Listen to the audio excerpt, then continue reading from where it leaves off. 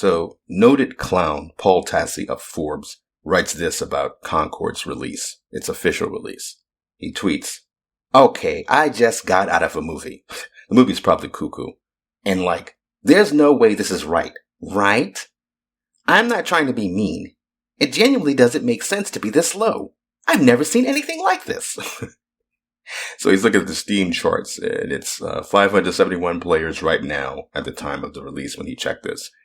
24-hour peak of 571, an all-time peak 5 hours previously. 697 players for a AAA game by Sony. Really wondering what the peak is today. It could be less than the open beta at 2,300. He is so gobsmacked. He can't understand why it isn't successful. Why aren't people playing this game with these amazing, diverse, and inclusive characters? Meanwhile, at the Black Myth Wukong Studios,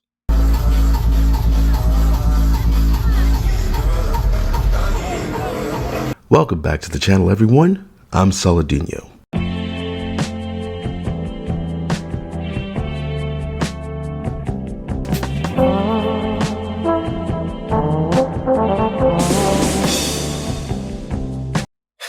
Man, I can't believe Concord was in development for 8 years.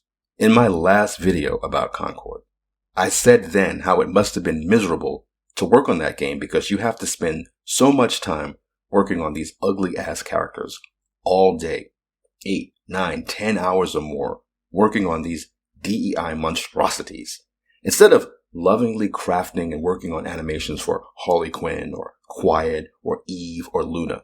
Something like that, someone like that. You had to look at this goofy-looking entity, as Kyle would say, all damn day. This is torture, and it should be against the Geneva Convention. Now, I know there's some guy out there who says he worked on the game that put out some inflammatory tweets calling people who didn't like the game or buy the game talentless freaks. He's all like, "I love playing the game now, and I had a great time working on it." But the dude's got pronouns in his bio, so of course his head is all dunked into the Kool-Aid. So Grums, Mark Kern, the developer, put out this tweet the other day after Concord launched to abysmal numbers in its official release. Mainstream game journalists, in quotes, at Forbes and Verge, being horribly confused by Concord's numbers is the funniest thing to watch. So these are the tweets. I read the first one from Paul Tassi already, the one where he comes out of the movie theater and he's like, "Oh my God, I can't believe this." And this one is from Tom Warren, that clown who broke NDA to write about that new Valve game Deadlock. So Tom tweets, "Is the Steam DB data for Concord broken? Surely there are more than 500 people playing it on Steam right now. Can't believe it." Paul has this exchange with another journal. So Paul's like, "I knew this wouldn't go well, but this is legitimately weird. Suicide Squad launched with 20 times as many players. I just don't get it." He knew it was going to not go well because he knows the root reason why, but he wants to stick his head in the sand. I don't get it. So Gene Park, who I actually like, I haven't seen his tweets in a long time. When I was on Twitter officially, before I was banned for something stupid, which I'm going to talk about in another video at some point. But I always like Gene Park because I've said this before. I'm on the left. And The Last of Us Part 2 broke me. But when I was on Twitter, I would follow a lot of dirtbag left political pundits and journos. And there was one in particular I really liked, Elizabeth Brunig. She's Christian. She's really based. And the left was supposed to be based, but I don't know what happened to them. Like, I hate the likes of Hassan and Vosh, but not to get into all of that. But anyway, Gene Park, I remember him because he would have back and forth conversations with Elizabeth Brunig. And I think even at one point, Elizabeth was tweeting about how she was watching him play Death Stranding. So, which I thought was pretty funny because she was defending the game from the backlash that certain people had for it, simply because she watched her friend play it. But so Gene Park, he goes, "I'm actually wondering if there's something else going on." Like what? What could be going on? Hackers? What? And then Paul Tassi goes, "The timing is weird too. Like it peaked early afternoon and didn't even add a couple hundred players after work and school in America. I don't get it. I just don't get it." It's like, nah, you get it. You just don't want to get it. You know what's going on. We tell you over and over again. You just don't want to hear it. So Grums goes, "I'll break it down for them. It's all about the horrible character designs that pander to a certain non-existent audience. A hero shooter lives and dies on the strength of its character designs and how popular they are with gamers and the Rule 34 crowd. It's what distinguishes one from the other in a genre that is largely the same.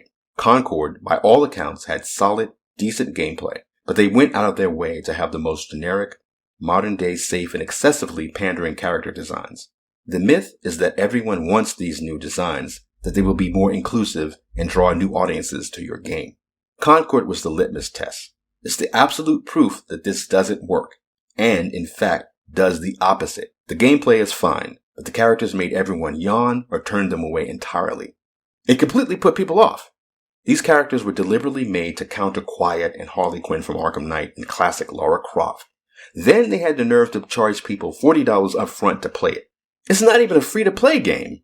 And that's mainly because even if Firewalk Studios, Concord's dev team, doesn't realize this, Sony must have realized nobody's going to spend money on these ugly-ass skins. So I guess people were going at Paul Tassi explaining to his monkey ass that the reason why people are not buying Concord is because AYZ, right? So then Paul Tassi puts out this tweet at some point.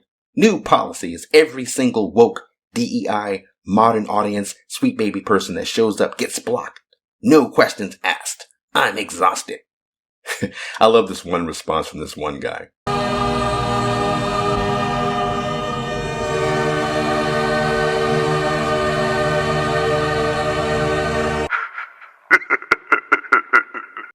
I'm sure it is exhausting sticking your head up your ass. Tassi doesn't want to hear the truth. So instead of accepting it, he's treating it like it's some kind of burden on him when people tell him over and over they don't like this DEI shit. We don't want this shit in our games. If the Sweet Baby Inc. stuff wasn't a problem for people, it wouldn't have exploded. People are telling you what the problem is. And he's literally refusing to listen because it doesn't fit the narrative he wants to push. So somebody, I don't know, is on Twitter, put out this, meme. I think the guy's name is Fartknock. He put out this meme, which is perfect. Attempting to reason with demoralized people. They are contaminated. They are programmed to think and react to certain stimuli in a certain pattern. You cannot change their minds, even if you expose them to authentic information. Even if you prove that white is white and black is black, you still cannot change the basic perception and the logic of behavior. In other words, these people, the process of demoralization is complete and irreversible. This is a guy named Yuri Bezmenov, a KGB defector. This sounds like something out of 1984. What's the use of being a journalist if you refuse to put your finger on the pulse of the industry you're covering or supposed to be covering? This is why they're not considered journalists, because they're not covering the story. They're trying to create the story. IGN literally tried to bury Black Myth Wukong. Once it was revealed and gamers got hyped for it, and I said this before, they always do this. Once a game gets really hyped with gamers and gamers really excited about it, the journals start trying to find ways to tear it down because they hate gamers and they hate what gamers actually like. So gamers got hyped for Black Myth Wukong. IGN then went to work building a smear campaign against Wukong's dev studio. And since most, if not all game journals are all a part of a mean girls circle, other gaming sites picked up on the misogyny allegations, and as far as I know, none of them have even bothered to report on the fact that the translations attributed to game science were falsified and or translated in the most uncharitable way possible to make game science look bad. And of course, none of them has ever had the reasonable take, hey, some of these comments may be rude and crude, but it doesn't mean you hate women because you make dirty jokes or you say rude, crude things that could be offensive to somebody. But these assholes call liking tits misogyny, so it's like they're trying to make people hate the LGBTQ community again, because they're the ones losing their minds over heterosexuality. Like I keep saying, if it wasn't for us, you assholes wouldn't even be here. But now we got to put up with these clowns invading a popular entertainment industry, making ugly-ass characters like this, because they can't stand the idea of some guy zooming in on Quiet's tits or ass. Shout out to Grums, man. He takes a lot of shit just for telling people what gamers actually want. It's kind of terrifying to see how much of this industry has been captured and corrupted by activists that just agreeing with and speaking on behalf of the actual fans and customers of the industry makes you public enemy number one of that industry and of the media who's supposed to be covering the industry objectively. I mean, I think publishers and developers are just understanding more of that there's a wider and more diverse audience out there. Games are becoming more global. Games are becoming more accessible to everyone, and that means the audience changes. Unfortunately, there is pushback. I mean, it's very few people, but those people are unfortunately very loud and angry and upset. But there's room for different games and different stories and different people. And we're just making one game that will hopefully find an audience. We just want to sort of stand out and do something that is different from everything else out there. Yes. There is room for diversity in gaming.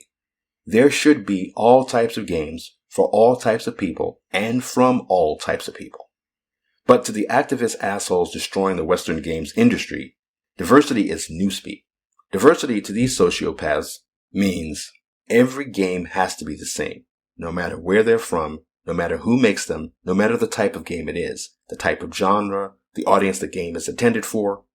They all have to check the same boxes. If a fantasy game from China with a monkey and other fantastical creatures in it doesn't have women in the first couple of hours, by the time the journo is ready to stop playing the game and write their review, it's not diverse and inclusive. A game from China is not diverse unless it has Western political ideology in it. In a sane, rational industry, Black Myth Wukong and Stellar Blade can peacefully coexist alongside Dustborn and Concord. I almost said Dustbin. Alongside Dustborn and Concord, and nobody in the gaming press or the actual gaming industry would call you a sexist for choosing Wukong and Stellar Blade over Dustbin and Concord. The thing is, they don't want you to have choice because they know what gamers will choose. That's why all the characters in Concord are so ugly, and none of them look like Haley from the First Descendant or, Doom Guy. They didn't make a variety of hot or cool characters alongside their DEI Drek because they know no one will play as the inclusive characters. So they have to force you. But again, you can't force people to play your game. If you keep making this woke shit, people will just play their old games. They'll go to their backlog. And if you find a way to take the old games from them or go in and change them, like some of these stupid ass developers are doing, censoring the fan service or changing or adding pronouns or changing the gender types from, male, female to body type A, body type B, all this nonsense. If you do that, then people will just go do something else. They'll just get another hobby, just like with comic books. Comic books are dead. Like the mainstream comic book industry is essentially dead. So the comic readers have just gone back to their old back issues or to manga or something else. So this is another tweet by Grum. This is fire. This is bars.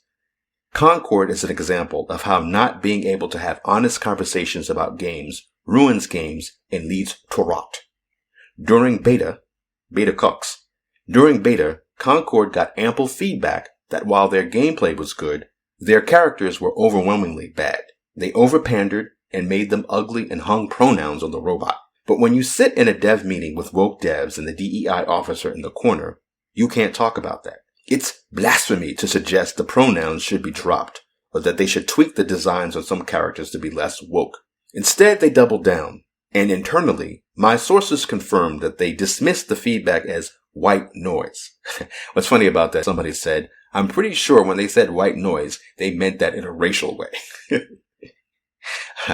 I guarantee you there were devs on that team who wanted to say something. A silent core of devs who know what's up. But if they did, they would be fired or tarred as an ist. But the woke mob made sure nobody could talk about the truth, about what was best for the game, and sadly, what would save everyone's job. Like lemmings, they marched off into the ocean. And it keeps happening. The madness has to stop. It starts with free speech and open, honest conversations.